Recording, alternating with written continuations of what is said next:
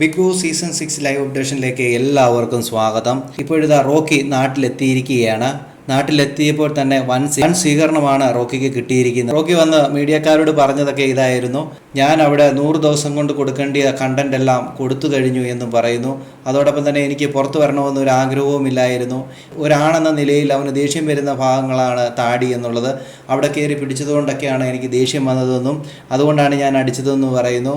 പിന്നെ ഞാൻ കൺഫെഷൻ റൂമിൽ വെച്ച് കരഞ്ഞതിന് കാരണം ഞാൻ 6 വർഷം കൊണ്ട് ഇതിനു വേണ്ടി കഷ്ടപ്പെട്ടിരുന്നു. അതിനുവേണ്ടിയാണ് ഞാൻ കരഞ്ഞത്. പിന്നെ ഒരു ദിവസം അല്ലെങ്കിൽ ഒരു ദിവസം ഞാൻ എൻ്റെ ഫ്രണ്ടായിട്ട് അവനെ കണ്ടുപോയി. അവനെ ഞാൻ അടിക്കേണ്ടി വന്നല്ലോ എന്ന് ഓർത്തും ഞാൻ കരഞ്ഞതാണ്. അല്ലാതെ റോക്കി കരഞ്ഞു മെഴുകി എന്ന് പറയുന്നത് വളരെ തെറ്റാണെന്നൊക്കെയാണ് റോക്കി പറഞ്ഞിരിക്കുന്നത്.